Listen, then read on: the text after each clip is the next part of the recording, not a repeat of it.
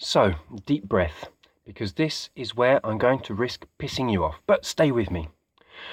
Focusing on reasons why we are powerless to react is what we call paranoia. Now, for most of us, this is a really bad word, and as conspiracy theorists, we flatly, or globally, of course, depending on your earth-shaped convictions, refuse this word when it is thrown at us as a knee-jerk reaction by a normopath. However, the uninformed insult is actually completely justified. The sad thing is, the normopaths don't actually know how fundamentally right they are. We can leave paranoia behind us along with the them. With a little letter juggling, paranoia easily becomes a much more powerful word, panaroia. And this is a much more interesting concept. You see, paranoia always finishes up with the thinker in the middle of the web, with all the nasty elements that make up the dots aimed directly at the thinker, and then subsequently rendering him or her as immobile as a rabbit surrounded by a horde of headlights. The root of paranoia is para, like paralysis. It's always them against you, and then we go through this horrible stage where we harbour lots of secret thoughts about our own personal genetic lineage and ask ourselves all sorts of questions about why we are so awake and not the other 85% of humans running around the planet, and we speculate maybe on how much reptile, Larian, Pleiadian, Egyptian, whatever other DNA we may have rolling round our veins. We also go through moments of immense self-importance of how we might personally be such a threat to the system if they ever found out we were there, and it's all part of the course. Don't worry about it, you can learn to get over yourself eventually. Paranoia can be very, very destructive and incredibly subtle in how it twists us this way and that. The public figure Simon Parkes is a clear example of this. He clearly has huge esoteric connections to all sorts of dimensions, timelines, species, planets and government officials I've never even bloody heard of, and on listening to Simon, I actually had to refuse myself the curiosity to go and dig even further down more rabbit holes to learn about the Larians or any other new stuff that I hear Simon talking about.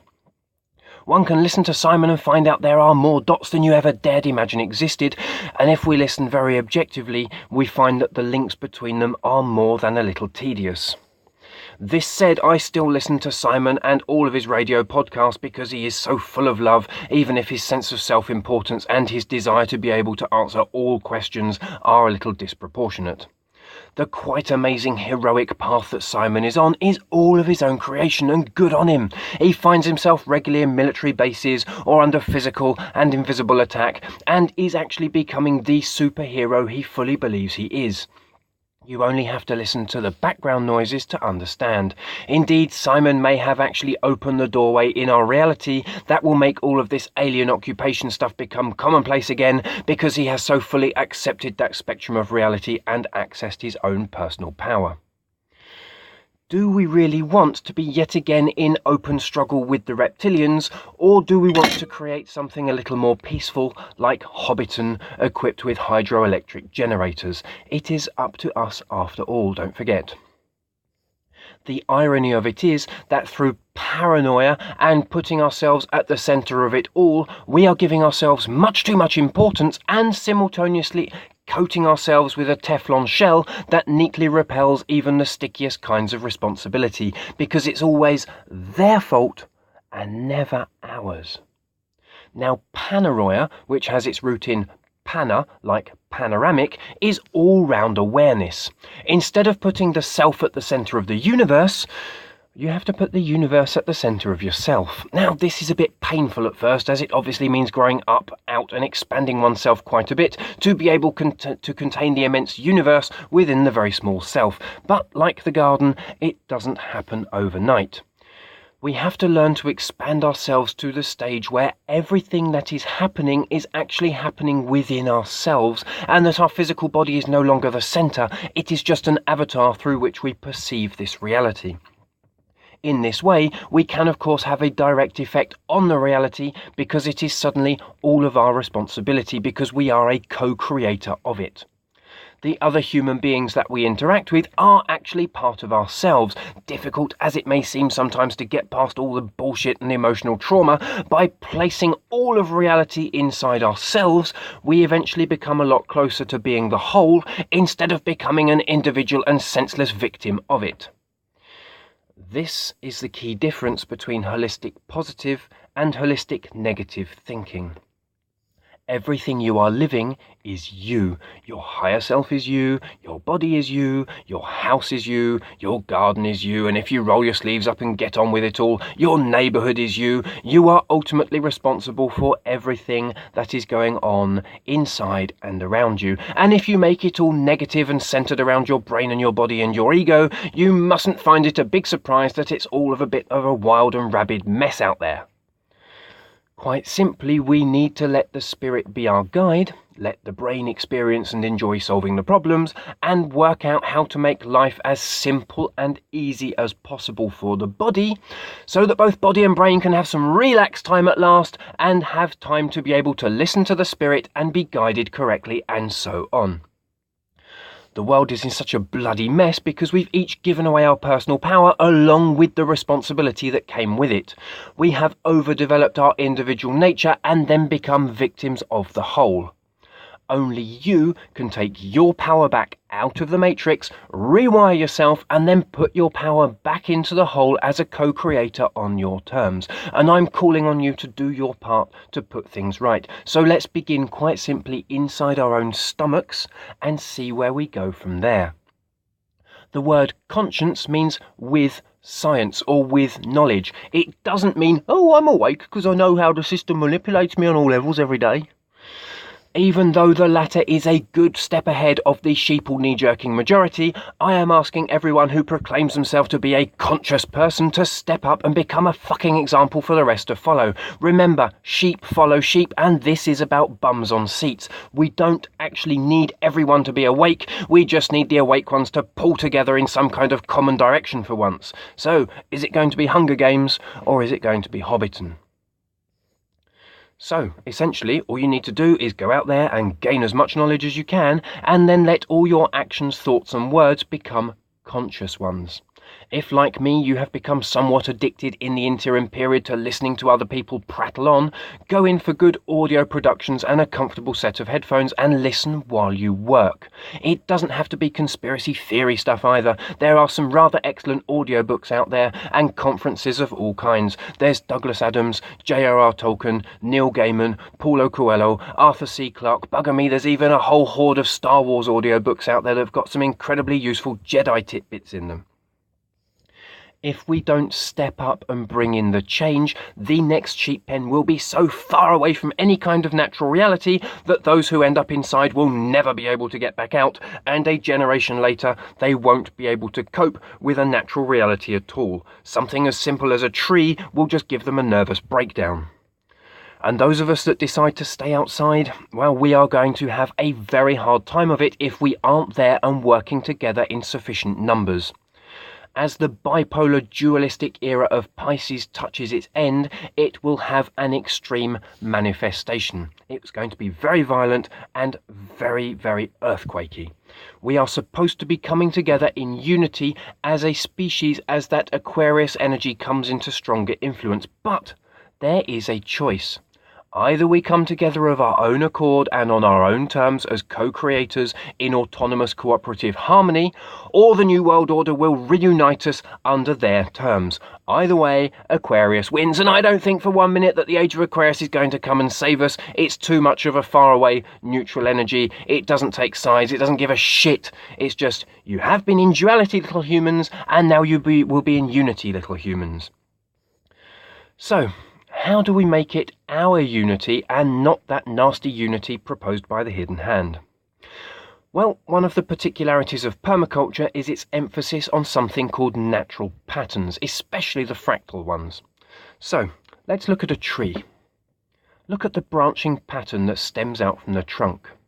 Now look at one of the main branches as an isolated unit. It's the same pattern as we find throughout the whole tree. If you turn your head and look at the branch, it looks just like a smaller version of the tree. Now let's go out to the end of the branches, through the small branches and the twigs, and then even out into the leaves that are individuals that contain the same pattern as the whole tree. Right down to the cells, the branching pattern remains more or less the same. So what's its purpose? Well, its role on the physical is to ferry sap containing newly created sugars from the photocells in the leaf tissue back through the tree, and to ferry water and minerals from the roots up through the leaves.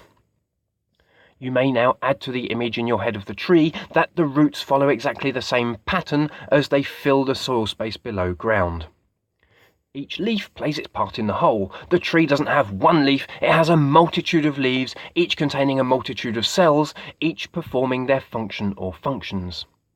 The sap also flows in a very specific 3D pattern as well. Water and minerals taken on by the roots on the northeast of the tree flow up and across to the southwest branches and vice versa, making a sort of yin-yang double spiral affair from whichever way you look at it.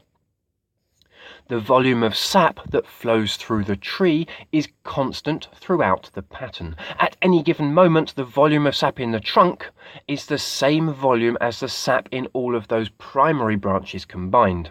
And the secondary branches that are connected to the primary branches are again more numerous, but their individual section is reduced. The accumulated section of all the secondaries is equal to the section of all the primaries, and then, of course, equal to the trunk. Each subsequent level of this fragmentation is called an order. The trunk is order number 1, the primary branches are order 2, and so on through all of the secondary branches and out through to the twigs, which will be 7, 8 or 9 depending on the species of tree. When we get to the leaf, we begin again with the trunk vein in the middle of the leaf as order 1 of the leaf. Now, a river may be looked at in exactly the same manner. There are a multitude of springs that flow together to form small streams, that join up to make little rivers, and then into tributaries that make up the great trunk rivers that flow all the way down to their estuaries, which quite often split out into a shorter version of the pattern that we call a delta. We can divide the river pattern into orders and make the same observations about volumes of water as we've made about volumes of sap. Now, when we look at all the rivers on the Earth over the 5 continents, we find that one of them is much bigger than all the others. Indeed, very roughly speaking, the Amazon, as the planet's only Order 1 river, has the same volume as the 6 Order 2 rivers combined, and so on. The fractal nature of a single river is again repeated in the pattern of rivers as a whole on the planet, and the rivers make up together a whole that is part of the life-giving water infrastructure that we seem so intent on destroying. This whole follows the same pattern down through all of its individual elements, because trees are part of the water infrastructure as well. As they spiral out the moisture and distribute it into the air to make clouds, they are following exactly the same pattern as a river, just the other way round. Permaculture is the only branch of ecological sciences that acknowledges and teaches this fractal nature of reality. The system of veins and arteries within your body follows yet again the same pattern. Unconsciously, as humans on the surface of the planet, our settlements follow exactly the same patterns as trees and rivers. There are very few megacities, but their population is incredibly high, and it is also equal to the sum total of the population living in all of the big cities, which, although less populated, are again more numerous. And this goes down through towns, villages, hamlets, and individual isolated settlements. That order system brings out a balance in population. I bring this up because of the very fractal nature of the universe that we begin to discover when cultivating consciousness. We see it everywhere from the atom to the solar system, and indeed it is this fractal similarity between atom and solar system that would make me lean to a round Earth theory and not a flat one, but I've never seen an atom and I've never seen a solar system, so the jury's still out on that rabbit hole until we establish some kind of freedom.